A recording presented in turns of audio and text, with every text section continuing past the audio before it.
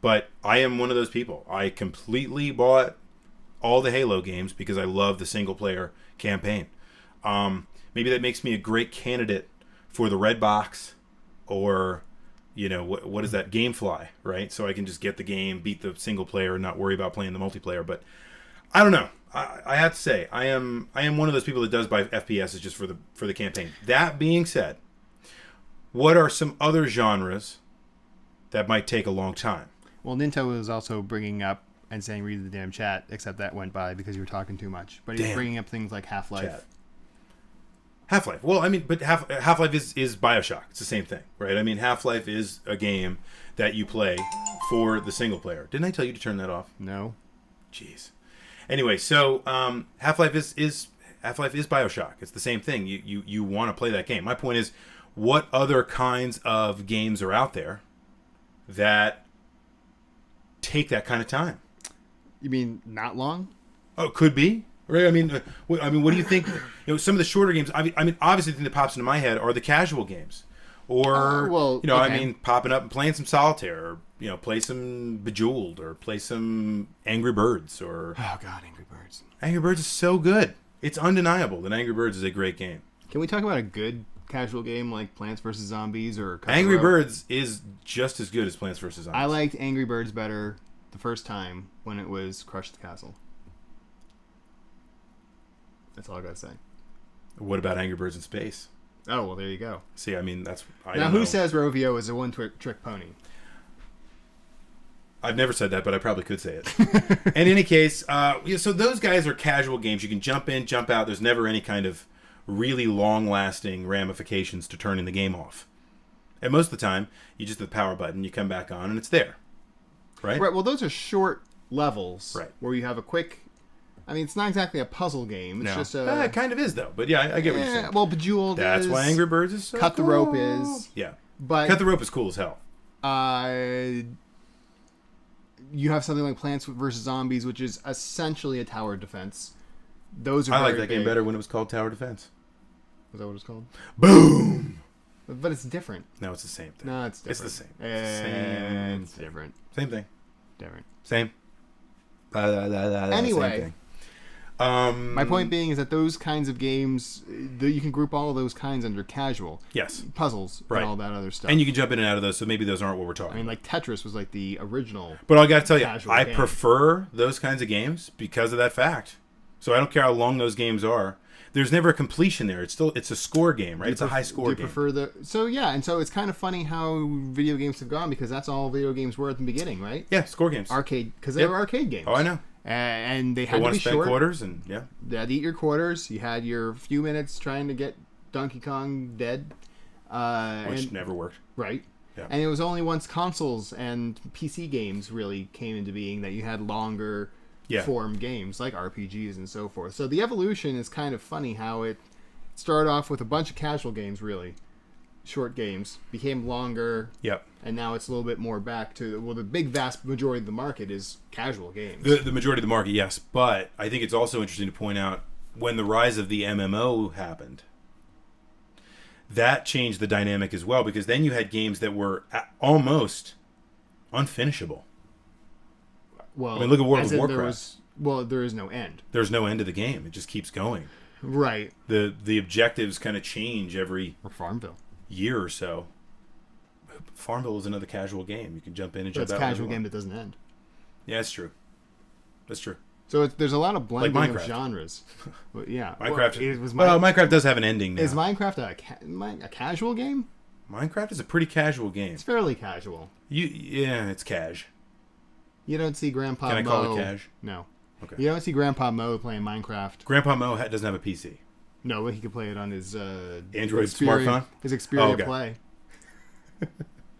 He can. But he won't. No, he won't. Because he doesn't have that. Because he's busy playing Angry Birds. What a jerk. I hate him. Grandpa Mo's such a loser. Fakes. What? Take that, Grandpa Mo. Yeah. So think about other kinds of games. So sports games. What about them? Seasons. I mean, that's still the same kind of thing. There's really though. only so long you can make those. They're pretty universal in their length. But All right. what's funny is that they're never as long as an actual game. Quarters in a football game are always 5 minutes, at least standard. So here's a question now. So even there, people don't have the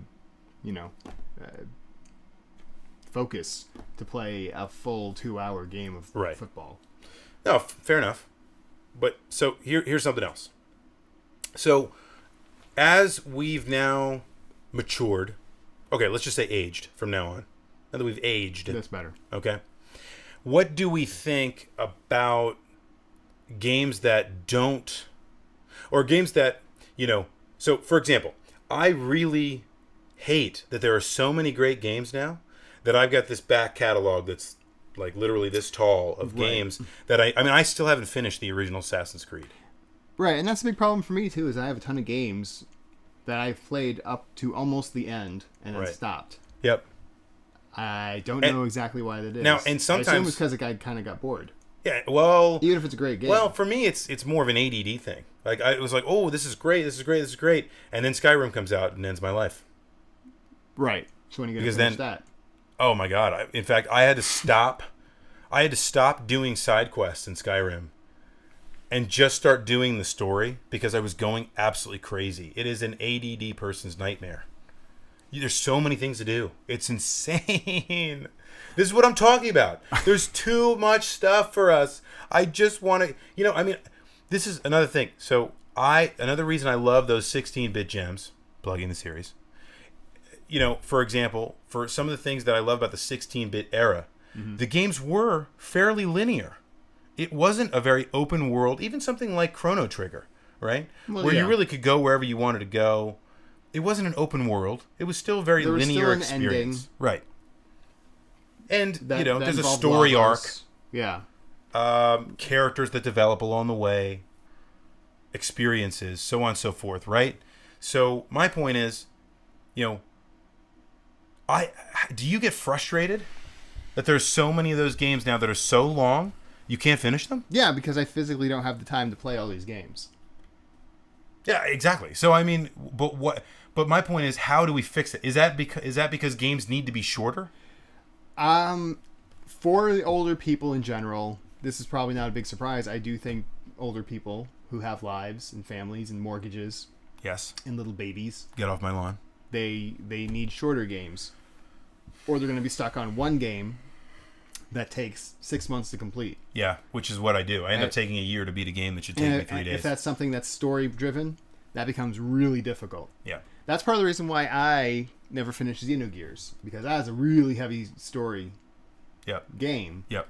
And I was playing it in college, and I got near the end, and I had to drop it for a while, and I started to play it back. I was like, I completely forget what was going on. I have no idea what's going on right now. I'm just scared to even try again. I'm so high right now. I have no idea what's going on. Yeah. No, I agree. So in other words, I think Vulcan Assassin makes a good point. Oh, what's the point? Oh, you can't read that, can you? It's because games need more development time. Thank you, Android. And less shoving. The games need more development time and less shoving on the market to sell their brand. I don't understand that. What? What is it? What? I don't get that. What? Maybe I read it wrong. Shoveling. So they need to develop the brand? I don't understand. He's saying, in essence, that games are being shoved onto the market too quickly. Oh, in order to continue the brand? Like BioShock 2, which was immediately decided upon with BioShock 1, even though none of the people that made BioShock 1 was creating. So it becomes shovelware. Well, it wasn't. It becomes repetitive. Didn't work on it that worked in the original BioShock, but that's a different story. It becomes Call of Duty Warfare. Modern Metals. Exactly. 3. Part 8. Turtles in Time.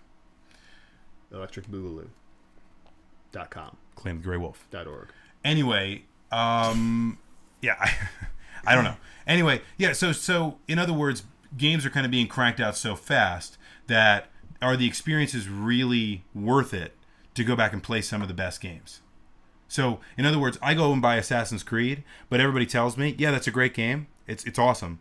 But you should really play Assassin's Creed 2 because it's much better. And with that thought, we need to take a break. We need to take a break so that we can upload this in 2 parts. Can I get some gum? So that it will fit in one spot. I don't know. Can you get gum in the time it takes me to make this break? I don't know. Let's see if we can take a break here. Let's see. Ready? Yep. We'll be right back.